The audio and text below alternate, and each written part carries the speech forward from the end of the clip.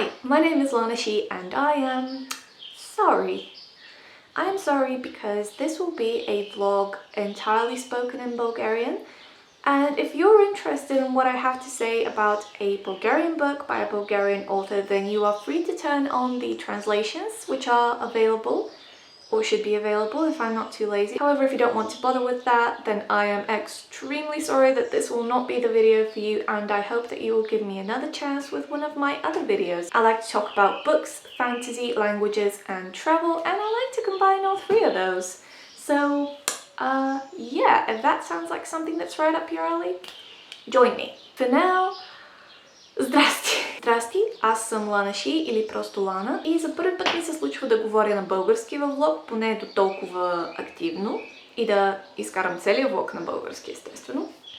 Но повода си го бива. На първо време, в момента съм в България, по принцип живея в Великобритания и съм тук по наложимост. За съжаление, пътуването до България по време на пандемия си идва с една стабилна двуседмична карантина. Аз избрах да я прекарам на село. И затова сме се събрали тук, за да обсъждаме един влог за четене на Приказка за долната земя на Ирена Първанова с илюстрации от Мира Мирославова. На първо време, естествено, аз трябва да се похваля просто, че с авторката Ирена Първанова сме си познати от преди време през една мрежичка наречена Ask.fm, за която няма да говорим никога изобщо. Но още тогава останах с впечатлението, че Ирена е един безкрайно интелигентен човек, безкрайно емпатичен и откровено талантлива в това да се изразява чрез изкуството на словото. Тъй, че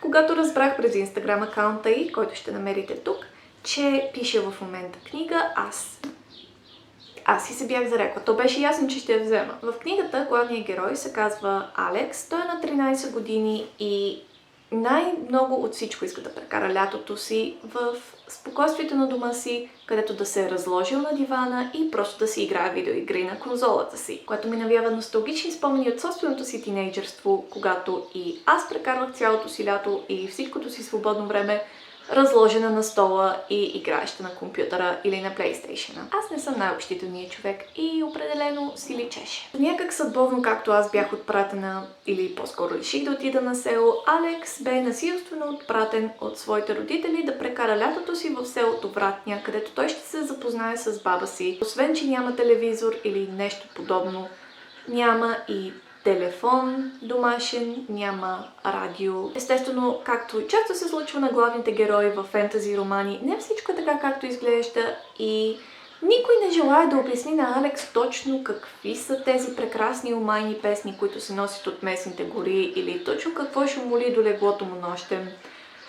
И е негова задача да разбере. Една от основните причини, поради която дори да не знаех коя е Ирена Първанова, най-вероятно щях да хвана тази книга и да я прочета, е именно намесата на българския фолклор и българската митология в нея. Едно от нещата, в които силно аз лично вярвам, е, че магията е навсякъде около нас, стига да знаеш къде да я откриеш, както и че един от най-лесните начини да се свържеш с нея по какъвто и да било метод е чрез собствените си корени, собствената си митология, фолклор. И тъй като съм наясно, че Ирена Първанова споделя до голяма степен това мнение, и че е въвела безкрайно много мотиви от нашинския фолклор в тази книга, от сега съм убедена, че това е нещо, което ще ми допадне в нея. Като страничен бонус, Ирена Първанова също така пише сценарий за Златната ябълка, който е един анимационен проект на студио Змей, анимация за деца, основаваща се върху българския фолклор и българската митология отново, и който силно ви препоръчвам да погледнете.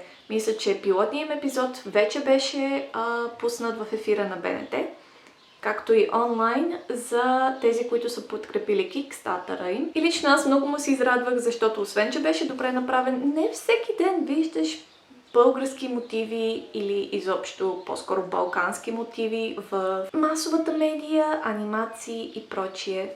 Колкото повече от това виждам, толкова по-ще съм щастлива. На този етап аз си ползвам книгоразделителчето, с което дойде книжката, и съм стигнала до глава 5 Змия улиците. Няма да ви спойлвам, поне не и на този етап. Поначало възнамерявах този влог да бъде без никакви спойлери, но в последствие започвам да си мисля, че може би е по-добре просто да бъде разделен на две части. В първата част аз да обсъждам просто впечатленията си от книгата, без да издавам каквото и да било свързано с съдържанието й. И във втората част да обсъдя малко по-надлъж и нашир точно кое ми е допаднало, кое не е евентуално. Що се отнася до възрастовата група, доколкото четох, може би идеалната възрастова група или минимума, с който да започнем, евентуално от 10 годишни деца нагоре, но естествено това е безкрайно субективно. И моята лична гледна точка е, че всеки роман би могъл да ни допринесе с нещо, в зависимост от това в какъв етап на живота си го четем. Едно е да четеш Малкия принц, когато си малък, друго е да го четеш в тинейджерство и съвсем трето е да го четеш, когато вече си развит на теория възрастен човек. Никой от тези четения няма да бъде непременно по-хубаво или по-лошо от предходното или от следходното от него. Просто ще бъдат различни.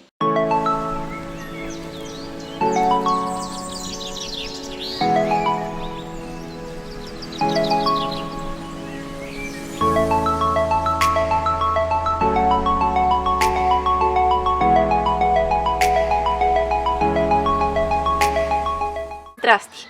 Естествено, когато тръгнеш да записваш видео, абсолютно всичко на света се случва наведнъж.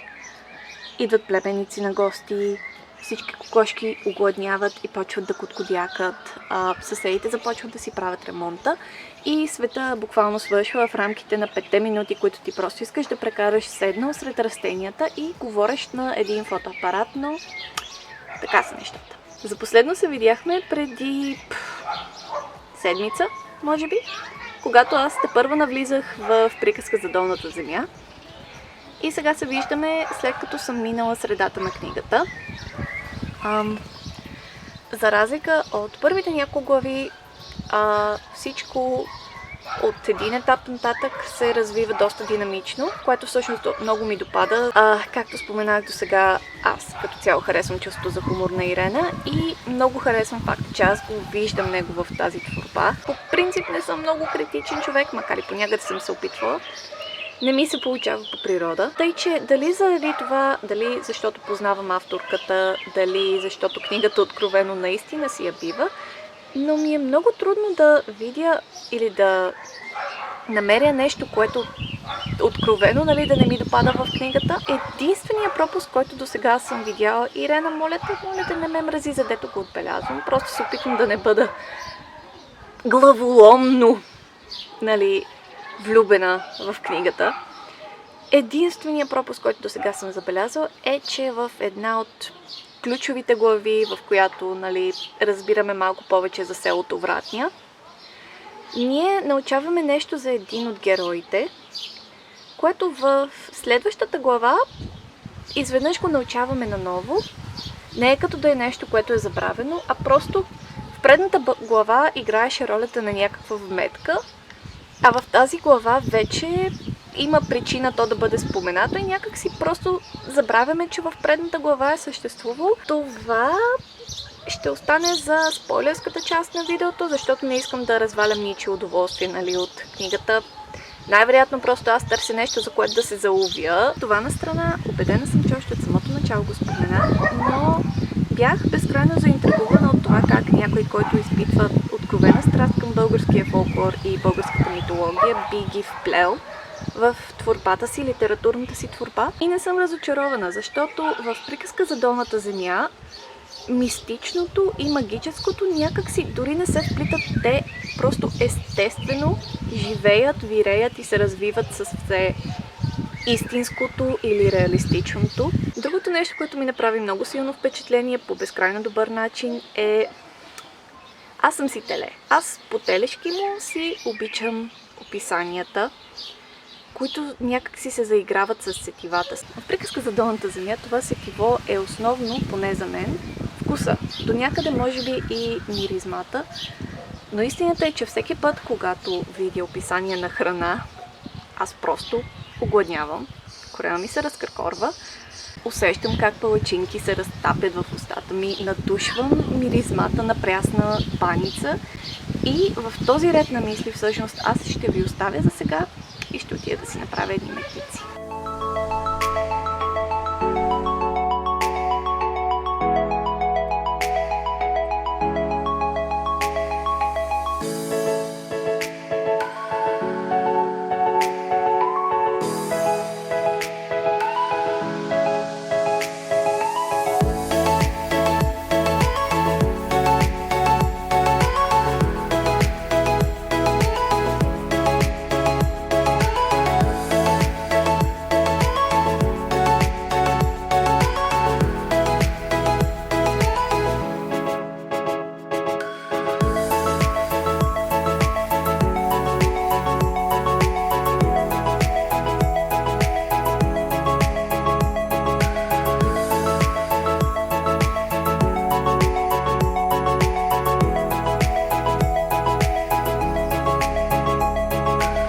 Това най-вероятно ще бъде последното ми карантинно включване, тъй като фотоапарата ми много тъжно издиша, а аз забравих неговото зарядно. Относно напредъка ми с приказка за долната земя, установявам бавно, но славно и сигурно, че с всяка изминала глава аз се влюбвам все повече и повече в нея. В една привидно детска приказка Ирена успяла да въплете толкова много елементи от истинския живот, които всъщност са доста тегави теми и за възрастни. По възможно най-естествения начин е премесил всичко това със съществуването на свят, който като цяло ние смъртните не разбираме особено добре. Освен това въплита безкрайно много приказки и нашенски, и чуждестранни, които бих споменала и много искам да спомена, но ще трябва да го запазя за спойлерската част на влога. И другото, което оценявам наистина, е, че тя запазва толкова типичната дуалистична природа на балканската митология и чудовищата и създанията в нея, която е, че нито едно от тези създания не е нито добро, нито зло. Те просто реагират в зависимост от околната среда и в зависимост от това как ти се отнасяш с тях.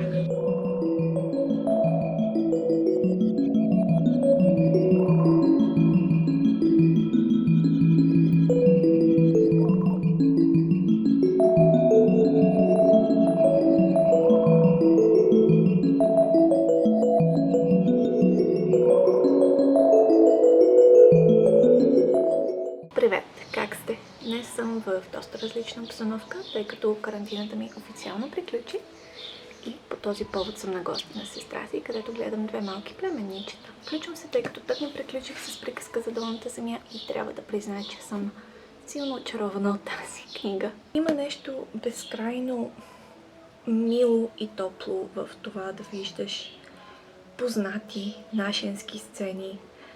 Едно лято прекарано на дивана с видеоигри, но пък по-българено, защото все пак отиваш на лято при баба и какво си е по-българско и нашенско от селото, предполагам. Може би именно това те въвежда и те улавя по толкова сладък начин. Може би именно някъде там се крие тайната на това, защо тази книга всъщност беше направена по-детински лесна, но същевременно безкрайно потапяща и по някакъв убедителен начин е въплетена магията в нея. Като казвам естествен, имам предвид и осъвременен вариант, защото приказките всъщност винаги са били съвременни за времето, в което те биват казвани.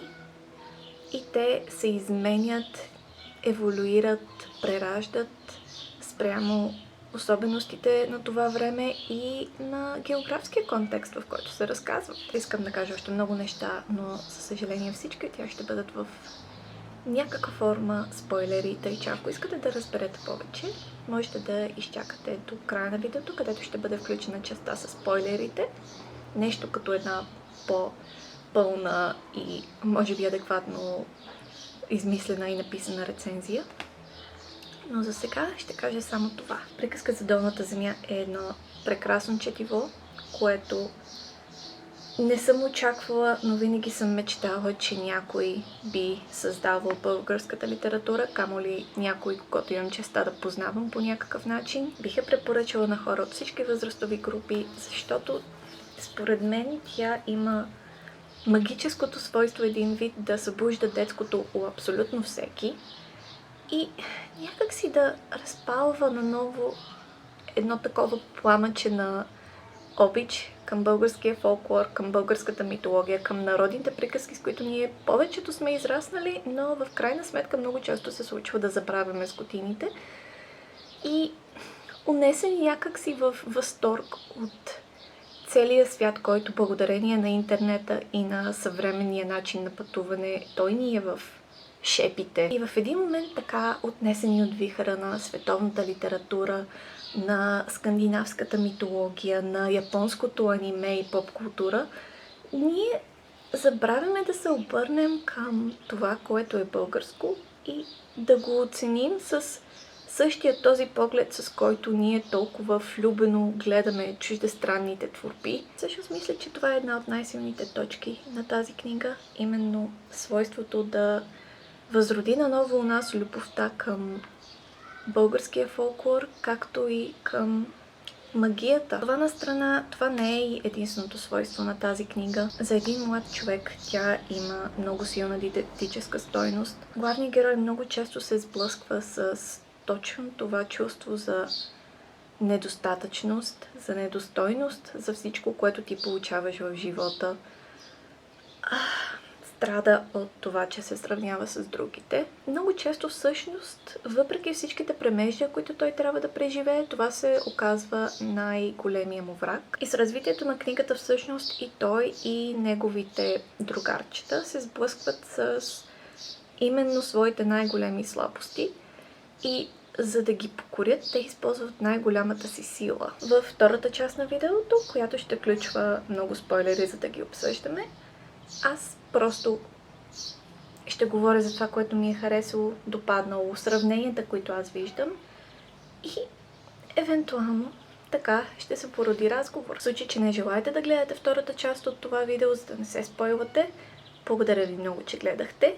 Много силно препоръчвам да прочетете тази книга, защото наистина ще се хареса според мен на почти всеки. Аз съм Лана Ши. Ако ви интересуват видеота на английски, проверете останалите видеота в канала ми. Ако не ви интересуват видеота на английски, пишете ми коментар, за да знам, че трябва повече да ви говоря на български. Много ви благодаря, че прекарахте това време с мен и ще се видим следващия път. Надявам се. И така, драги мои, от тези, които сте останали за спойлерската част от книгата, вече съм готова да обсъждам малко по-конкретно тези неща, които ми направиха впечатление от нея. На първо време стила на писане ми направи много силно впечатление, защото макар да е написан по един много достъпен и лесен за четен начин, той не жертва по никакъв начин красотата на чистия български език. Като за всеки език думата чисто е много разтегливо понятие, но това на страна. Ирена има много силно развито усещане за мелодичността на български език, което за мен личи най-много в описанията на природата. И това, навярно, се дължи и до някакво лично уважение към природата от страна на авторката, защото къде ти е магията без природа? Направи ми силно впечатление чувството за хумор, което, както споменах, е прекрасно и има лека нотка на самоирония. И в същото време бях силно положително изненадана от това, че много от имената в книгата, на героите в книгата всъщност, са стари български имена. Тук там намирах някоя чуждица, която на момента ми се струваше, може би, не на място в контекста, но подозирам, че това е просто на първо време лично предпочитание и на второ време, може би, ако не бях толкова увлечена в старинната селска обстановка и концепцията за древна магия, може би нямаше изобщо да отразя. Както не отразих факта, че току-що казах концепция вместо идея. Например, героите в Приказка за долната земя също са доста силни сами по себе си. Всеки от тези герои има много ясно изразен характер, който просто ти се забива в умата и че дори да си като мен и да не помниш много имена, защото аз съм от този тип хора, ти веднага можеш да се сетиш по действията на този герой, кой е той и каква роля е играл до сега. Говорейки за героите, естествено, троицата, която са Алекс, Ана и Яна, са големи сладури. Макар всичко да се разказва от гледната точка на Алекс, въпреки че е в трето лице, на тези герои им бе отредено достатъчно време, че всеки от тях да блесне по свой собствен начин. И всъщност не е много трудно да се влюбиш в близначките, особено. Те са толкова еднакви, въпреки това толкова различни една от друга и безкрайно много харесвам идеята за това как сестрите конкретно в този случай, но по принцип хората могат да бъдат много различни, но когато ги събереш заедно, те са едно цяло, едно неразделно и въпреки това си имат техните си особености. Може би любимият ми герой в целия този разказ всъщност е Баба Светла, което може би изобщо не се дължи на факта, че моята баба се казваше Баба Светла. Баба Светла е прекрасна, добродушна, игрива по-детски му и въпреки това мъдра, толкова мъдра. Деница, Зорница и Вечерница, трите звездици са леко като съпоставка на концепцията за тройната богиня, която ще намерите в доста езически вярвания, включително в вещерските такива. Това представлява идеята, че богинята се разделя на три различни архетипа. на девицата, на майката и на старицата, ако можем така да ги наречем. На английски The Maiden, The Mother and The Crone, може би по-ясно обяснява. Като вечерница, която в загрижеността си за по-малките си сестри и мъката си от загубата на Зорница се вижда образът на майката. Деница княгиня пък някак си по детински възприема нещата и е толкова изпълнена с една неизчерпаема енергия, мощ и желание да се докаже и да действа. И сетне Зорница, която също така в желанието си да опази всички, които обича и в добротата си, се е скрила под формата на едно съвсем обикновено човешко създание. Тук малко колебливо ще насоча вниманието към няколко паралела, които открих в книгата. Казвам колебливо, защото книгата е напълно стойностна сама по себе си, очевидно, и заслужава да бъде разглеждана като такава. Но тъй като знам, че Ирена е цитирала доста чуждестранни нашенски вдъхновения онлайн в мрежата, в Инстаграм акаунта си, някакси не можех да не ги търся, след като бях разбрала това. Но, например, начинът, по който образът на къщата с кокоши крака силно напомня на